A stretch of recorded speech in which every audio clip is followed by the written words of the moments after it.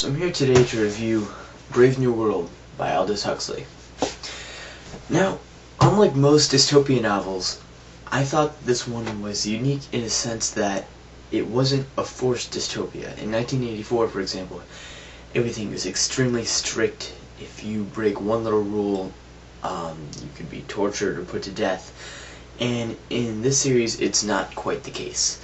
If people do something wrong, they're simply given the option to stay within this brave new world that's been created, or go off to live with savages on the outside world. And basically, they created this ideal society so that everyone basically had the same views, and there were these 5 different levels of society: alphas, betas, gammas, deltas, and epsilons. I think in that order, but I'm not exactly sure.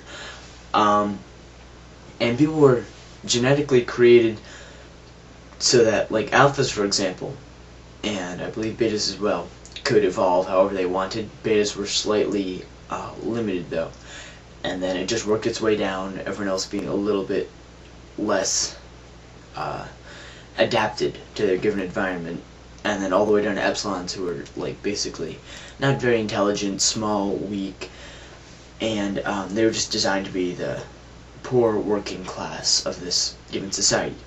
And everyone basically accepted their class because of what I believe was called hypnopedia, which is the art of teaching people things in their sleep via recordings. So while everyone's sleeping, there's simply recordings playing saying, "I'm an epsilon. I like being an epsilon because I don't have to worry about my clothes or social life." Actually, I think everyone wore the same clothes. I'm not too sure, but no, I believe alphas were given some choices, but for the most part, other classes had to wear, like, certain colors, basically to dignify which class they were.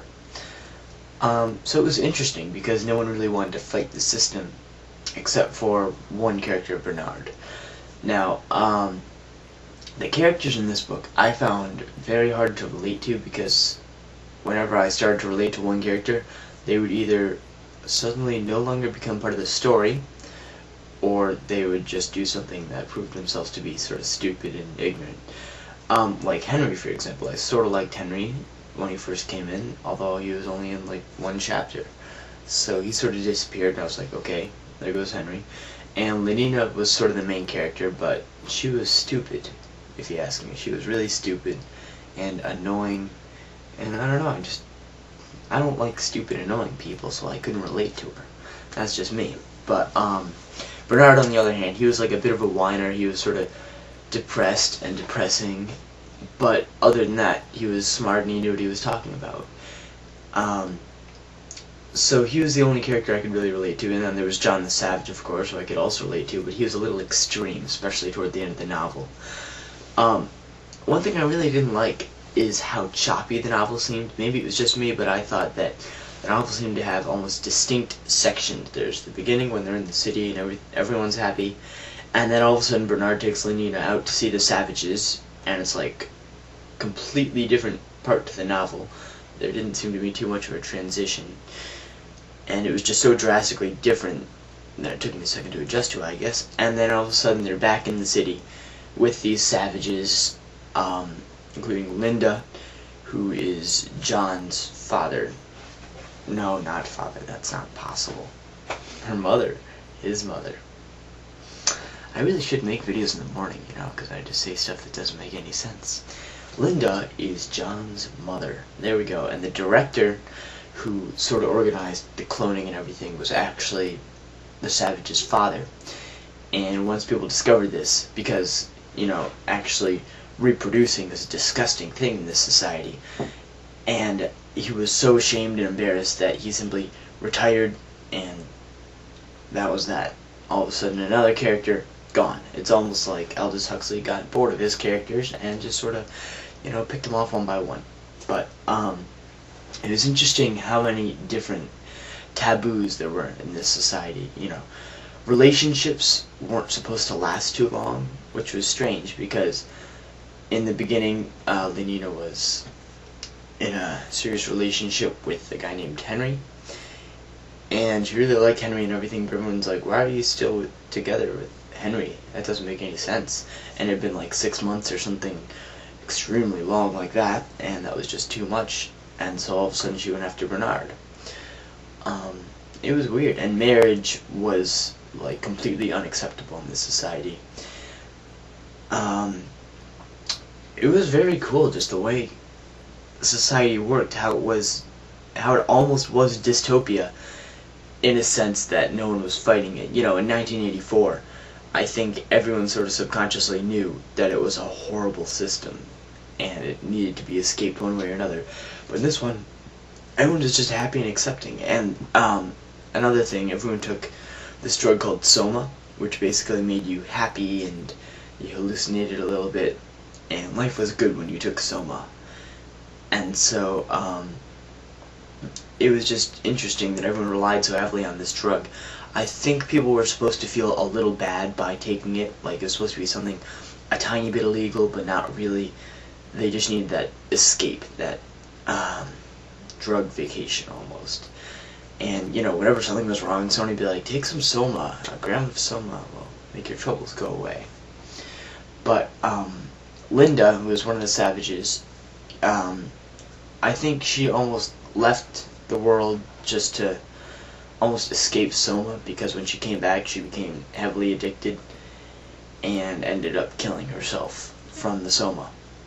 So, and then John, of course, was, you know, telling everyone Soma's horrible, don't take Soma. And there was even one scene where he almost broke through the system. I believe it was a bunch of Deltas, there was a group of Deltas, and he somehow persuaded them that Soma was awful, the system was awful, and they needed to escape, and they were all like rioting and going crazy, and then all of a sudden, I forget who it was exactly, there's a lot of characters in this book, but I believe it was Mustafa Mund, managed to calm everyone down with like this gas. Maybe it wasn't Mustafa Mund, but Mustafa Mund was like the leader of this particular area of London. And so this like Soma gas, I believe it was, calmed everyone down, and that was that. They'd like forgotten that ever happened, and they went on to their normal lives. So I guess the key to this society almost was the drug Soma itself.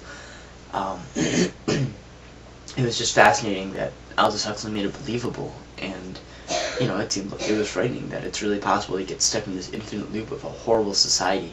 I mean, I guess if people don't know there's anything better, it doesn't really hurt them.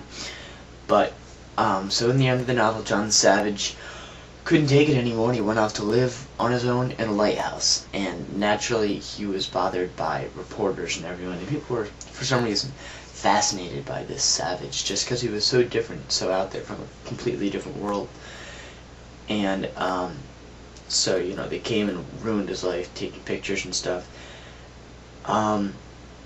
And then he even had a little affair at one point with Nina, I believe, and she came back, and he, like, freaked out and attacked her.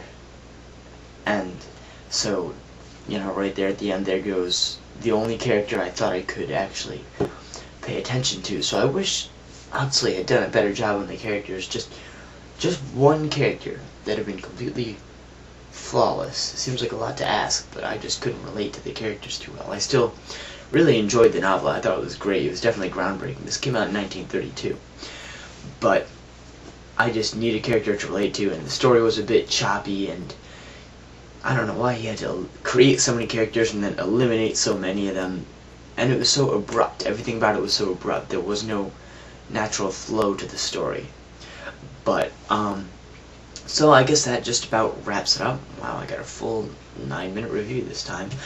And the next book we're going to be reading is finally a fiction novel, On the Road by Jack Kerouac. I started reading this a couple days ago, and it is really fantastic. I'm thoroughly enjoying this book too. So I think you will as well, whether you like sci-fi or fiction.